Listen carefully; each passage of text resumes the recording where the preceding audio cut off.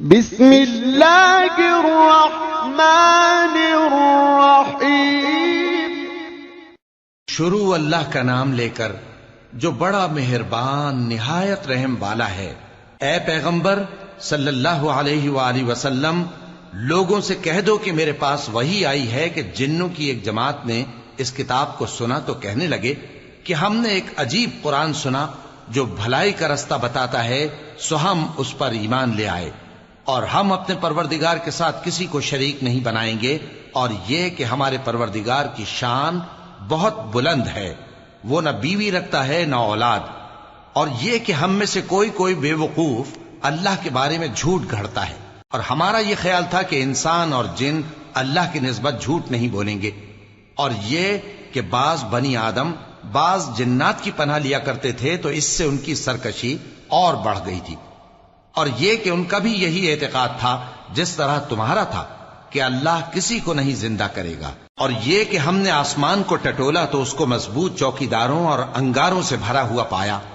اور یہ کہ پہلے ہم وہاں بہت سے مقامات پر فرشتوں کی باتیں سننے کے لیے بیٹھا کرتے تھے، اب کوئی سننا چاہے تو اپنے لیے انگارہ تیار پاتا ہے، اور یہ کہ ہمیں معلوم نہیں کہ اس سے اہل زمین کے ساتھ برائی مقصود ہے یا ان کے پروردگار نے ان کی بھلائی کا ارادہ فرمایا ہے، اور یہ کہ ہم میں بعض نیک ہیں اور بعض دوسری طرح کے، ہمارے کئی طرح کے مذہب ہیں، اور یہ کہ ہم نے سمجھ لیا ہے کہ ہم زمین میں خواہ کہیں ہوں اللہ کو ہرا نہیں سکتے اور نہ بھاگ کر اس کو تھکا سکتے ہیں، اور جب ہم نے ہدایت کی کتاب سنی اس پر ایمان لے آئے، سو جو شخص اپنے پروردگار پر ایمان لاتا ہے تو اس کو نہ نقصان کا خوف ہے نہ کسی طرح کے ظلم کا، اور یہ کہ ہم میں بعض فرما بردار ہیں اور بعض نافرمان ہیں، تو جو فرما بردار ہوئے وہ سیدھے رستے پر چلے، اور جو نافرمان ہوئے وہ دوزخ کا ایندھن بنے۔ اور اے پیغمبر صلی اللہ علیہ وآلہ وسلم،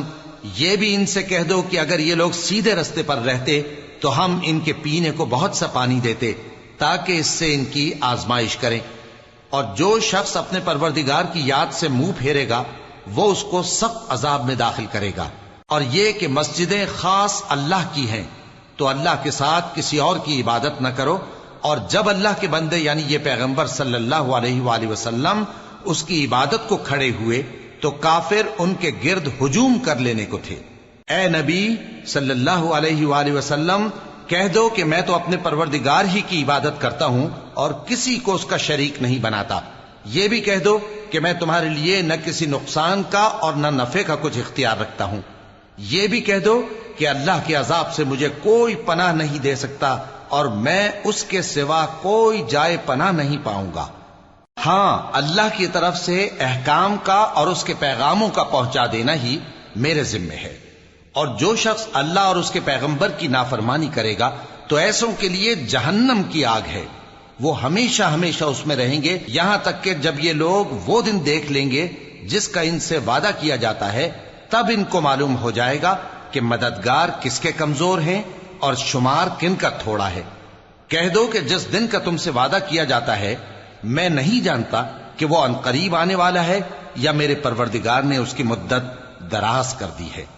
وہی غیب کا جاننے والا ہے، سو کسی پر اپنے غیب کو ظاہر نہیں کرتا، ہاں جس پیغمبر کو پسند فرمائے اور اس کو غیب کی باتیں بتا دے تو اس کے آگے اور پیچھے نگہبان مقرر کر دیتا ہے تاکہ معلوم فرمائے کہ انہوں نے اپنے پروردگار کے پیغام پہنچا دیے ہیں، اور یوں تو اس نے ان کی سب چیزوں کا ہر طرف سے احاطہ کر رکھا ہے اور ایک ایک چیز گن رکھی ہے۔